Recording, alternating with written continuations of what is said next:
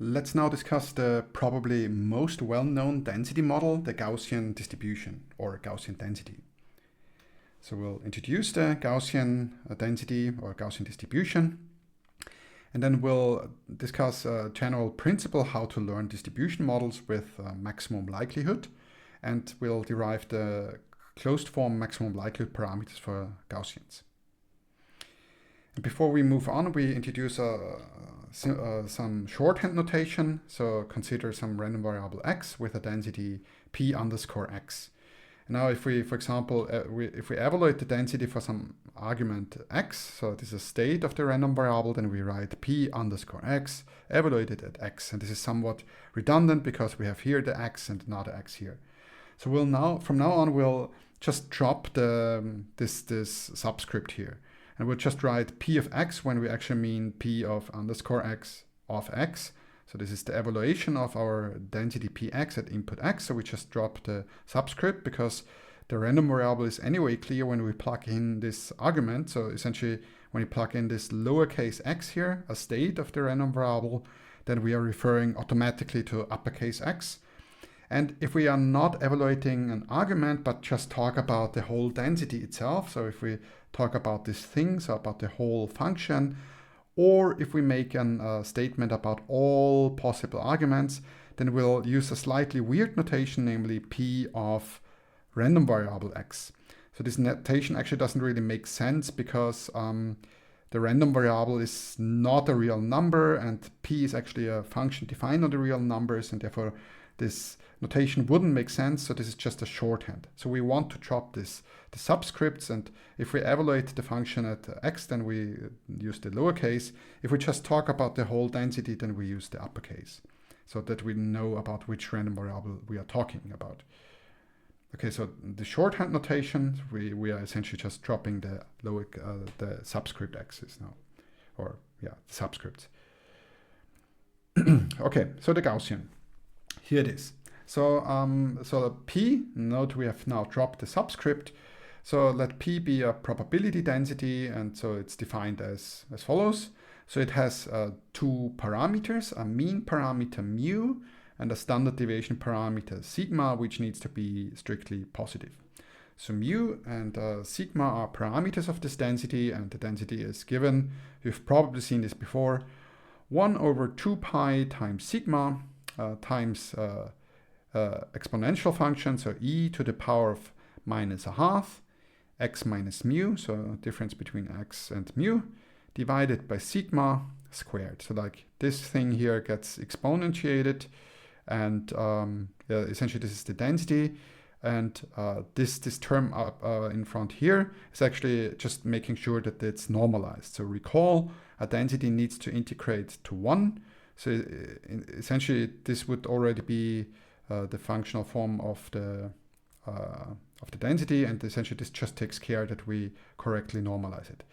So this is the Gaussian density, two parameters, mean and sigma, and yeah, so it has this functional form, and it's non-negative. It is guaranteed to be non-negative, and it's guaranteed to integrate to 1. And down here we have some examples, so different parameters. So we have this green dotted line is for mean parameter 0 and sigma 1. And so as you probably know, the mean parameter essentially is a location parameter. So by changing the mean, we shift around this blob here, so like this bell curve. So the green curve here has mean 0. So it has this mean parameter 0, and the mean also is essentially the mode, so the indicates where the maximum of this Gaussian curve here is, and the standard deviation essentially just directly controls the shape, the width of the Gaussian. So this green guy has a width of 1. This red guy here has a width of 0.5, so it's a skinny Gaussian. And this blue guy here has a width of 2, so it's a rather fat Gaussian. So mean shifts around the bell curve, and sigma essentially controls its width. And you probably are familiar with the shape of a Gaussian, so it's this bell-shaped curve. The mean essentially determines the location of the mode, so the mode is the maximum of this curve, and the sigma is just the width. Yeah, and it's usually attributed to Carl Friedrich Gauss, but he's probably not the first one who really came up with this. So therefore, Gaussian distribution. Okay. So this was the Gaussian distribution, and so we want to do some machine learning, and so if we have data, and we have some parametric model. So a parametric model is essentially a representation, or so a functional form of a density. For example, the Gaussian. So how do we actually fit our parameters? So we are doing machine learning, so we'll have some loss function, and we want to minimize or maximize a loss function, and we want to do machine learning and fit a model. So here the model is a density, and the data are samples, and we want to fit our density to the samples. So note that we are in an unsupervised setting here, so we don't have labels and we don't have regression targets. So we just have data, and we assume it stems from some distribution, and we essentially want to fit our model, so our density model, like a Gaussian, to the data. So to this end, let P of Px so be a density parameterized by some parameter theta. And in the Gaussian case, theta would be the mean and the standard deviation of the Gaussian. And now let D be a data set, so of n samples, x1 to xn. And we assume that this is an IID data set. And recall from earlier lectures, for example, lecture 3, IID means independent and identically distributed. So we assume that this data stems from some unknown distribution, and we essentially want now to fit our density model to this distribution. So we want to essentially get a good approximation of the underlying distribution, of the unknown distribution. So in lecture 3, we called this P star. And here it's rather simple. So we have only one dimension. So we have only one random variable and an IID data set of this. And we want to find a good approximation of our density model, for example, the Gaussian, which approximates this unknown distribution. So the distribution is unknown, but we have this IID data set, and we want to essentially approximate this unknown distribution. So how do we do this? So the classical and canonical thing to do is to optimize the likelihood. So the likelihood, noted L theta, and it depends on the data set. And it's actually just defined as the product of the probability densities evaluated for each sample. So this is we have an IID data set. So the independence in probability and statistics means that we have a product. So essentially, this is actually just the probability density over the whole data set, but we have independence. So independent and identically distributed. So the whole density over the whole data set just factorizes into the individual samples. So here, this is just the density of the ith sample, depending on the parameters, and we just multiply over our whole data set. So actually, the likelihood is just the probability density of our data set. And yeah, this is the likelihood, and this is our goal, our target function, our objective. And if we find parameters which maximize this likelihood, so if we have parameters theta hat, which maximize the likelihood, they are called the maximum likelihood parameters. So yeah, why are we interested in the likelihood? So this is so the likelihood is actually just the probability density of the whole data set. So and recall, so what is the reasoning behind maximum likelihood? So recall that when you integrate the density, you get probability. So what we're actually interested in is probability. So consider now a sample xi, and we consider a small environment around the sample xi. So we consider a small interval xi to xi plus h, and h is a really small number. And we are interested in the probability of this event, so that the random variable falls in this interval. And so here this should be a boldface theta, so this is a typo.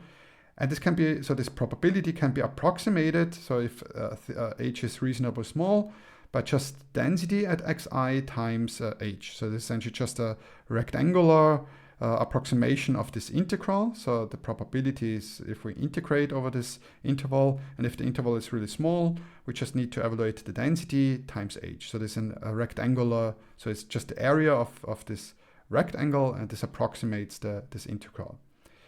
And now essentially what we really want is to have the probability of producing the data set with our model.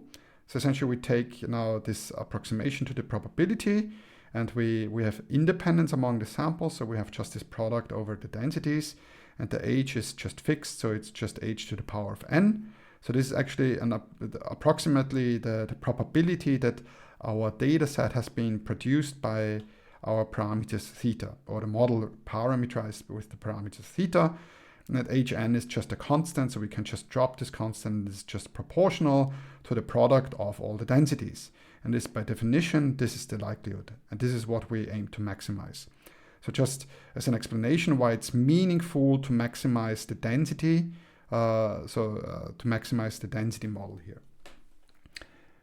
Yeah, great. So, and as already noted, so actually the likelihood is just the probability that the data set has been produced by our parameter vector theta.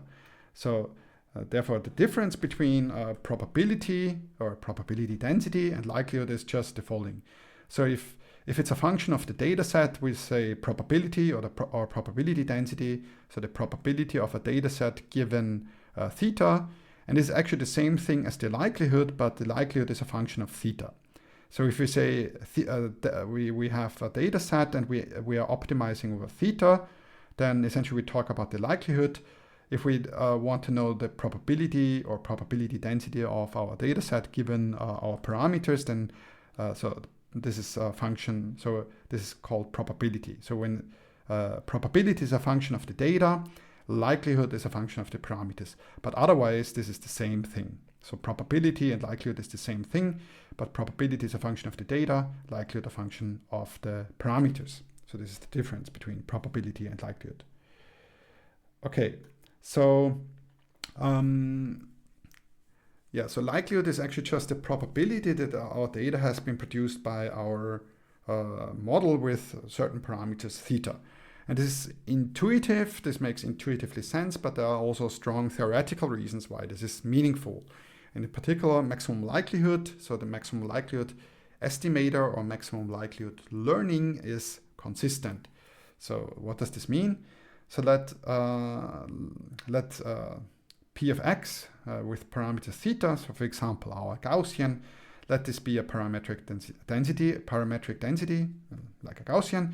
And now assume that we have this data set, this IID data set, and assume that this has been sampled from some member of our parametric family here. So like there are some true unknown parameters theta star, which when we plug it into our model, this is actually the true model. So the true data generating distribution, if we assume that this is actually in our model class, so that there are ground truth parameter theta star, then under mild condition, the maximum likelihood estimator, maximum likelihood parameters are consistent, which means, so here this theta star are the parameters which maximize the likelihood for some data set of n samples. And if now the number of samples goes to infinity, then this converges to the true parameters.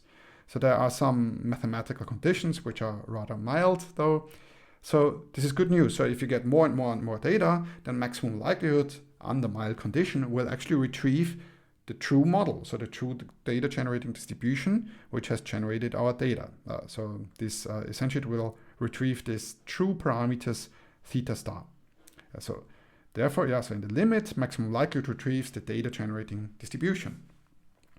So this assumes that the data generating distribution is actually in our model. So that our model actually, that there are parameters, which when we parameterize our model with these parameters, that this is the true distribution. So in practice, this is often not true. So the true distribution is often more complicated, but still there's good news for maximum likelihood.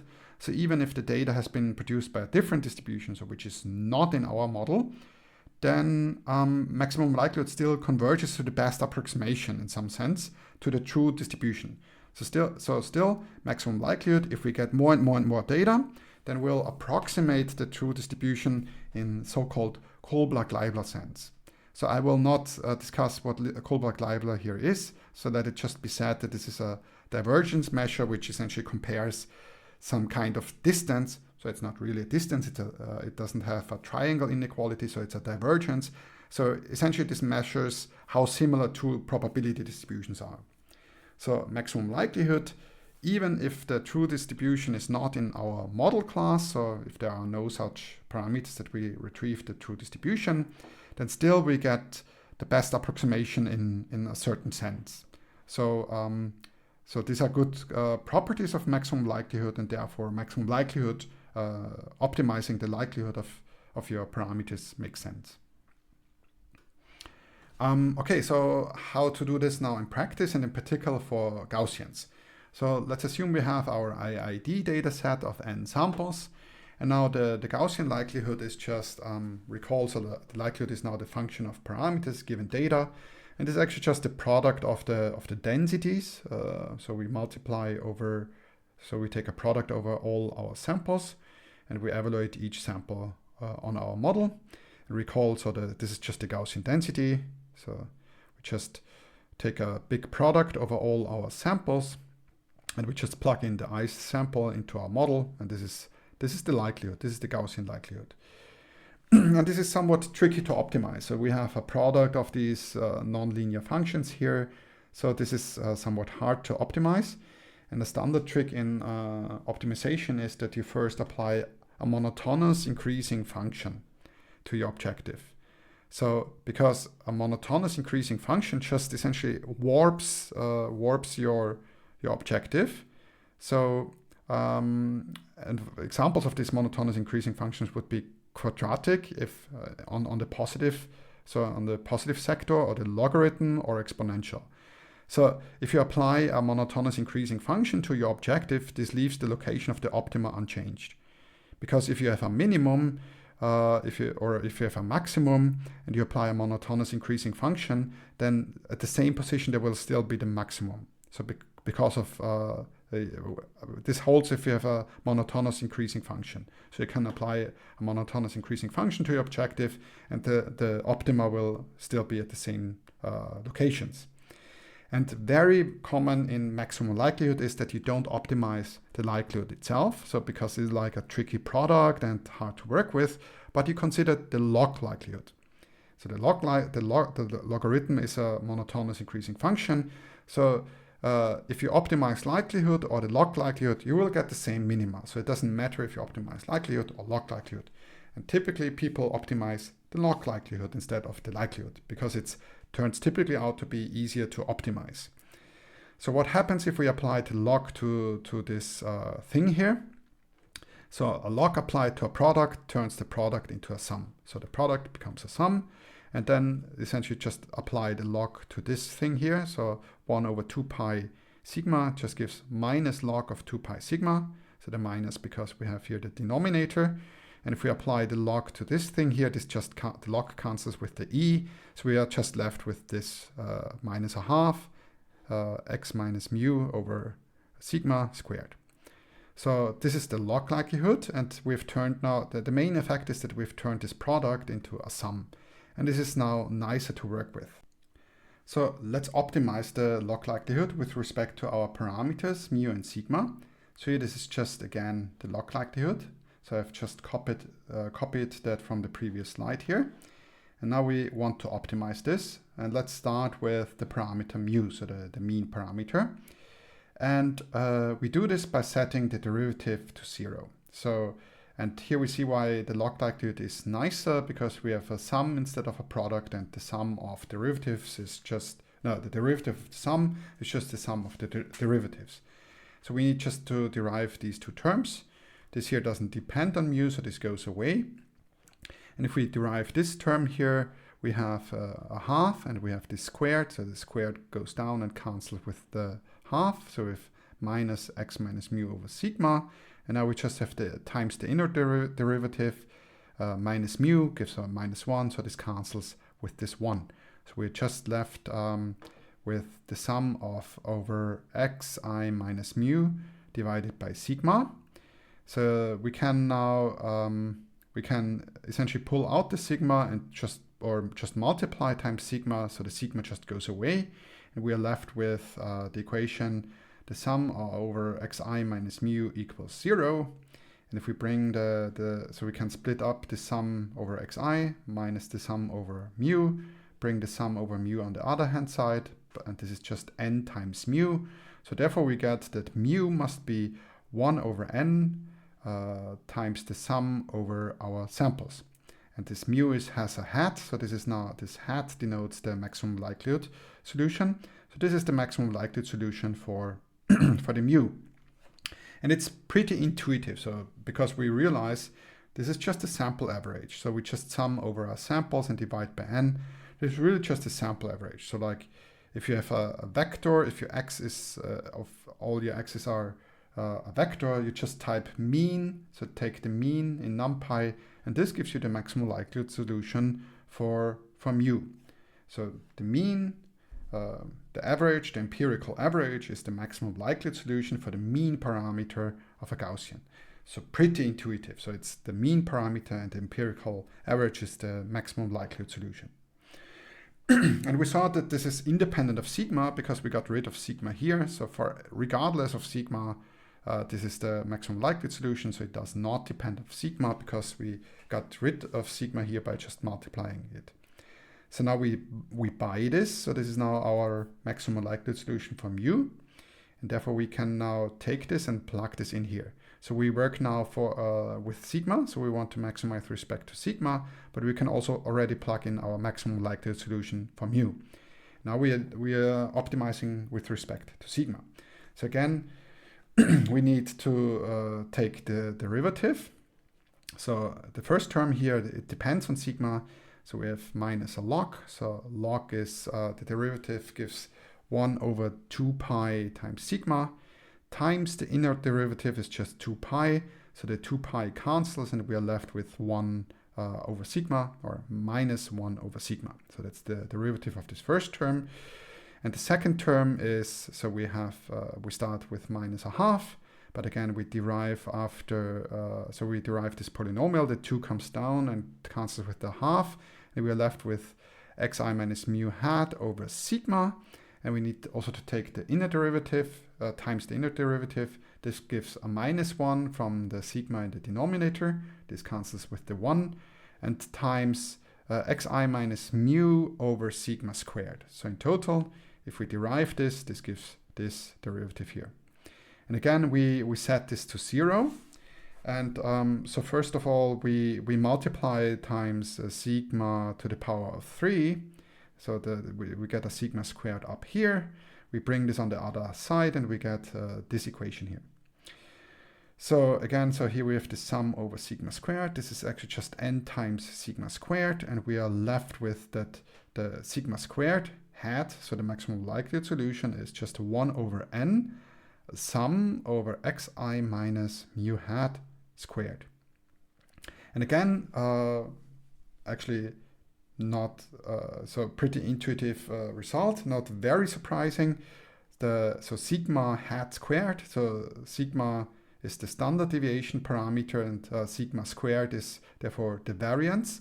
So the maximum likelihood variance is actually just the empirical variance of our data set. So xi minus mu squared and sum over the data set divided by n. This is just the empirical variance. And if we want to work with a standard deviation, we just take the square root and the sigmas need to be positive. Therefore, we know which side of the square root we need to take. So little surprising, the maximum likelihood estimation of the variance or the standard deviation is just, well, the empirical variance. So in NumPy, you just type var of your data vector and you get the maximum likelihood solution for your variance. Or you can also take standard. This also takes the square root for you. So mean is just the empirical mean and variance is just the empirical variance. And these are the maximum likelihood solution for your Gaussian. So let's do this. Let's do a little experiment. So I'm drawing a small data set from some ground truth Gaussian. So now we assume that the ground truth data set is actually Gaussian, and I just picked a Gaussian with mean 3.4 and sigma 1.3. And actually, if you want to simulate this in NumPy, it's a one-liner, so you just take the mean 3.4 plus standard deviation times NumPy random.roundn, and you draw 100 samples. So this produces this draws 100 samples from this Gaussian here. And then, well, I take this data set and I just say mean and standard deviation, and this is what I get. So pretty close. So the true mean parameter is 3.4. The maximum likelihood is 3.47. The true sigma is 1.3, and the maximum likelihood is 1.36. And here, so here we have our data, and here we send this is the maximum likelihood fit. So like when we plug in these parameters, this is the Gaussian. So this is how we do maximum likelihood fits with Gaussian. So very intuitive, closed form, and yeah, cheap. Yeah, this already concludes this recap section about Gaussian distributions. So we recapped the Gaussian distribution. So this Gaussian bell curve, actually just an exponential of a quadratic form. So x minus mu over sigma squared minus a half. And this is essentially the normalization constant. We discussed the maximum likelihood principle. So essentially maximizing the probability that the data was produced by your parameters. And the likelihood is actually just if the same thing, but where we consider the parameters, the model parameters as the object of interest. That's the difference between probability and likelihood. We discussed the consistency of maximum likelihood. So if the true distribution is actually in our model class, so if there exists some distribution, some parameters which parameterize the true distribution, then we'll find it if we just have enough samples. And also we approximate the true distribution if the distribution is not in our model class. So maximum likelihood will find the best approximation in Kullback-Leibler sense.